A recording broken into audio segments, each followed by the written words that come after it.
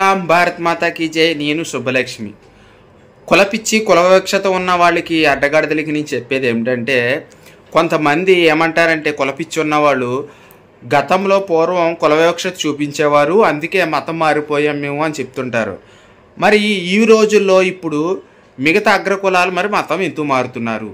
దానికి సమాధానం ఏంటంటే, ప్రలోభాలకి, మానవులకు ఉండేటువంటి అత్యాశకి ప్రలోభాలకి గురి చేసి మోటివేషన్ చేసి ఈ క్రైస్తవ మత మార్పిడి బ్యాచ్ పాస్టర్లు మోటివేషన్ చేసి మార్చేస్తున్నారు.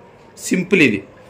అలాగే మరి ఈ క్రైస్తవ బ్యాచ్ని మనం ఎలా అరికట్టాలి అంటే, కుల వివక్షత ఉంది అని చెప్పేసి అందుకని యేసు మతంలోకి వచ్చారని చెప్పి సపోర్ట్లు అని చెప్తుంటారు. మరి ఇప్పుడు లేదు కదా కుల వివక్షత. అంటే వీళ్ళు చేసేది మోసం. అంటే గడికి రోజుకి వీళ్ళు 1000 అబద్ధాలు ఆడుకుంటూ వస్తూ మతాలు మారుస్తూ ఉంటారు. కానీ కుల వివక్షత అనేది ఇప్పుడు లేనే లేదు. ఈవిడ వచ్చేసి సినిమాలో బామ్మ క్యారెక్టర్ చేస్తూ ఉంటారు. టిక్ టాక్ మంచి ఫేమస్ అయిన స్టార్ ఈవిడ. అలాగే ఇన్స్టాగ్రాము, యూట్యూబ్ ఉంది. ఇప్పుడు కూడా సినిమాలు ఏవో చేస్తుంది మంచి క్యారెక్టర్లు. ఈవిడ వచ్చేసి బ్రాహ్మణు, నేను వచ్చేసి ఎస్టీ ఆదివాసి ఎరుకుల. మరి మేమిద్దరం ఇంత చక్కగా ఉన్నాము, ఫ్రెండ్లీగా ఉన్నాము. ఎక్కడైనా కుల వివక్ష ఉందా బామ్మ? నువ్వు చూపించవా? లేదు, చూపించలేదు. అయినా మధ్యలో కులం వచ్చింది, ఈ కులం కాదండి, అందరినీ మార్చేటట్టు ఉన్నారు. కానీ మనము హిందువులం అని ఒక్కటి నేను చెప్తున్నాను, మనం హిందువులం, అందరు హిందువులుగానే ఉండాలి. మధ్యలో వచ్చిన వాళ్ళు మధ్యలోనే పోతారు. అదైతే నేను కులానికి, నా బ్రాహ్మణ కులానికి అన్ని కులాలు ఒకటే అని నేను నిరూపిస్తున్నాను, నేను చెప్తున్నానండి.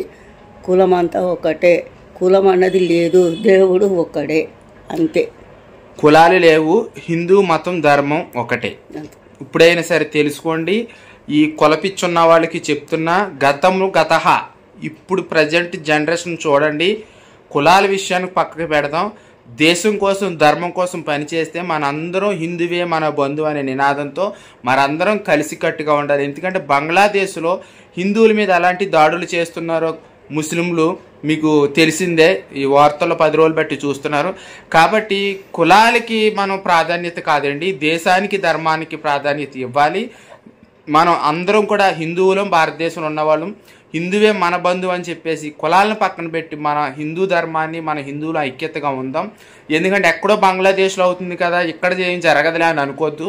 వాళ్ళ సంఖ్య పెరిగారనుకో ఇక్కడ కూడా అంతే. ఉదాహరణకి మీరే ఉన్నారు, మీ పక్కింటోళ్ళకి మీకు చిన్న ఘర్షణ వచ్చిందంటే మీ ఇంట్లో 10 మంది ఉంటే వాళ్ళ ఇంట్లో 2 ఉంటే ఎవరు ఎక్కుతారో మీకు తెలిసిందే కదా.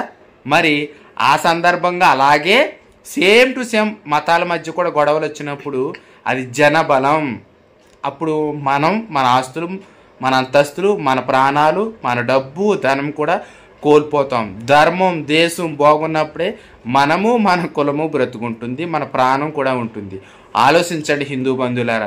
కులాన్ని పక్కన పెట్టి దయచేసి హిందువులందరం ఒకటే, హిందువే మన బంధువుని జీవించి హిందువుల ఐక్యత అవ్వకపోతే ఫ్యూచర్లో మీరు కాకపోవచ్చు, మీ పిల్లల్ని ఊచకోతకి బలైపోతారు.